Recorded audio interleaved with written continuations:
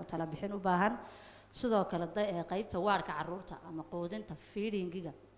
10 sariirood baa idin diiwaan gashan Kaaramar Hospital u diiwaan gashan 10 sariirood inay yaalaan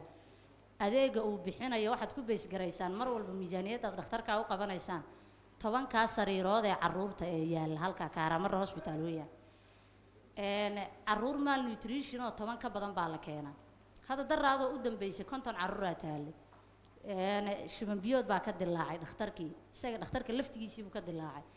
carruurtii biskuudhiijiskii hay'aduhu keenayeen deeqaha ahaa caanihii wixii afka loo saaray ee lagu quudin lahaa ee feedingiga loogu talagalay iska daayay xataa ORS ma taalo sababtoo ah resource-ga meesha yaala iyo dadka service-ka soo doonanaya ka batay marka maxaa taana maxay hay'ada idinka qorshaysan inay idin saxdaan xaggaas idin miisaaniyada ka badan u qabataan oo dadka baahidooda ku beys garaysaan sariiraha inaad tirsataan muhiim maaha laakiin inaad tirsataan shacabku idin tirsanaadaan muhiim waayo 10 milyan baa loo doonayaa inay hospitaaladana qanciyaan sidoo kale su'aasha xagga maaragtay shaqaalaha waxaynu ognahay duty-ga maadaama xirfadla caafimaad tahay oo maaragtay aad fahmaysid duty-ga oo kale 35 riyaal baa loogu dhuftaa shaqaalaha waxa laga yaabaa inay hooyo u nafbaxdo ama bukaan u nafbaxo shaqaale habeenkii u shaqeeyo inuu waayo sababtoo ah shaqaaluhu maalinkii marka ay shaqeeyaan kuwa habeenkii duty shiftiga soo galaya lacag dheeriya u baahan yihiin seexanaya ee loo baahan yahay inay bukaanka habeenkii ku soo duljeedaan lacagta dheeriga ay u baahan yihiin wax badan maaha waa 35 riyaal beer hour baa loogu dhuftaa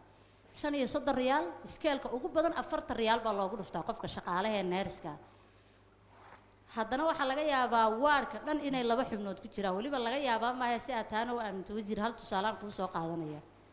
hadda ka hor waxa dhacday gabadh yar baa aniga iga xanuunsatay dhakhtarka ayaan geeyay xilli dambe ahayd maadaama kuwa bareefadoon furan xataa aan laba heli karin ba daan xataa service xumo uga tagi lahaa dawladda ku bareefadii ma jirin oo xilliga furan gabadhii yarayda iga xanuunsatay 12kii habeenimo waxa weeyaan حتى وحن وين RBS strip بان وين وتفهمي RBS strip كتبر ريال بالله سيا ما أقولين جدها دكتور كدولة ده بنان كان كسو يبسني أنا صديق الله بعد بنان كان كسو يبسنين imagine مرك وحويان وحير أو قيمة شبان أو دكتور كي شعب بريفت كأها فرمسي كبنان كي دكتور كسور كذا إنه هايو دكتور كي ميزانية ده اللي جوب بحنا أنت هذا الميزانية ده كوب حيسينه inaan RBS strip yar aan ka waayo 10 riyaal aniga kaliya ximay yeelayso laakiin 10 milyan ee deegaanka goobta ku xisaabtamayana maxaad u malaynaysaa ma isla xaqiinaan ma idinka gaabiyay oo la xisaabtamin ma dabagal baydaan lahayn ma war baydaan ka bahaynin talaftigeedu waa mas'uuliyad ku saaran waayo nabigu wuxuu calayhi salaatu wasalaam annaasu ala diinin mulukihim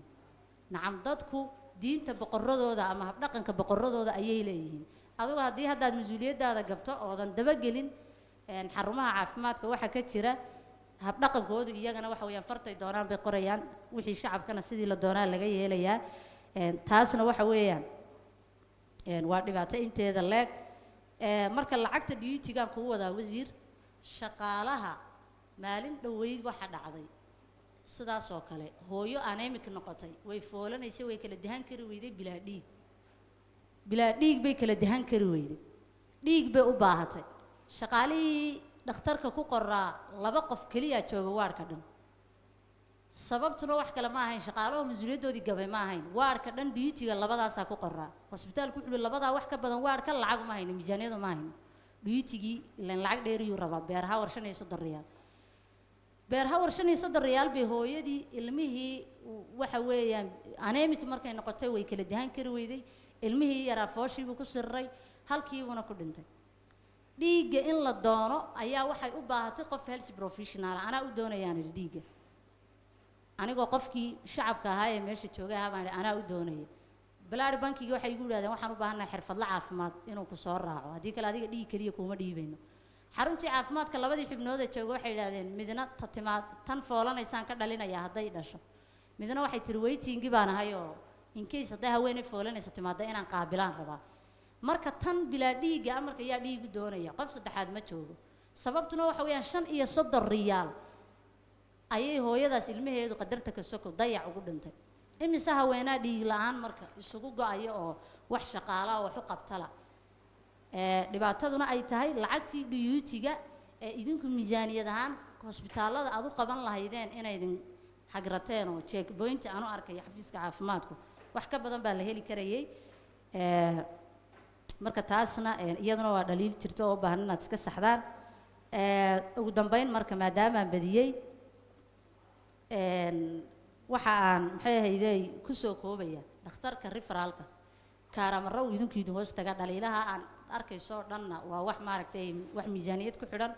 wax resource la'aana waxyaabahaas oo dhanna idinka ayaa xallin kara ka xafiis caafimaad ahaan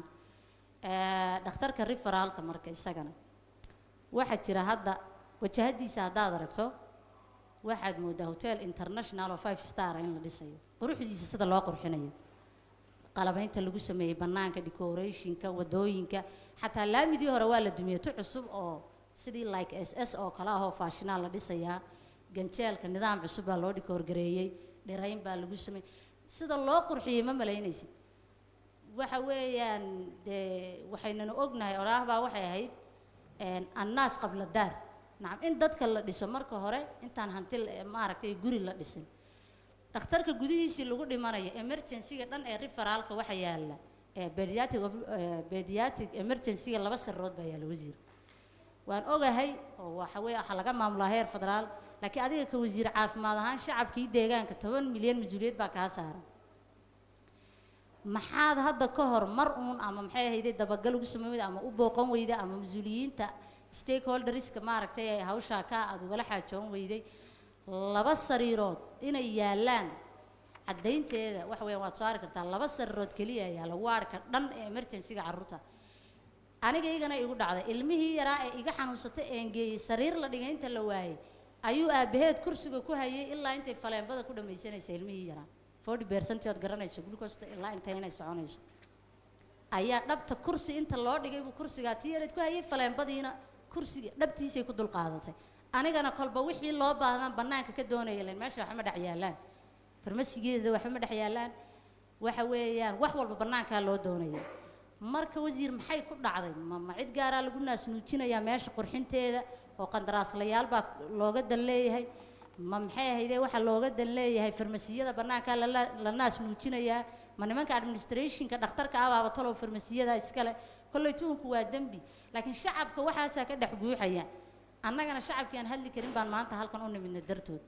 marka wasiir taana maxaa kaaga qorshaysan maadaama aad wada shaqayn leedihiin referalka deegaanka ee hotelka isku bedelay banaankiisa iyo quruxdiisa hotel aad moodo gudihiisana lack of resource sariiro ma yaalaan qalab caafimaad ma yaalo xataa wuxuu kaga daran yahay isagu kaaramarna referalku duty shaqaalaha duty-ga gala way badan yihiin laakiin waxaad arkaysaa iyagoo iska jiifan nin askari oo xabadi ku soo dhacay waagi dhawada dagaaladu socdeen oo waxaan goobjoog u ahayn cabaadaya oo shaqaalihiina iska wada jiifaan cid daba galaysa ayna jirin marka waxaasoo dhan baa jira dhakhaatiir goobaha xarumaha caafimaadkeena inta qadarta ilaahay ku dhimanaysa qadarta ka soko waxaa badan carruurta dayaca ku dhimanaysa adeeg la'aanta dhiig la'aanta waxaasoo dhan isugu go'aya marka adiga wasiir ahaan ilaahay baa kaala xisaabtamay mas'uuliyaddan shacabkaas 10 milyan aadaa matala waxaanoo dhaliilaa horta ma og tahay haddaad tiraad ma ogid waa ku ceeb haddaad tiraa waan ogahayna maxaad wax uga qaban weyda labadaba marka waay aad baad mahadsan tahay su'aalahaas maadaama aad loo dheereeyey inaan wasiirka ku celina ayaanu qorsheynaynaa kadibna aan idinka ku soo noqono mudan wasiir waad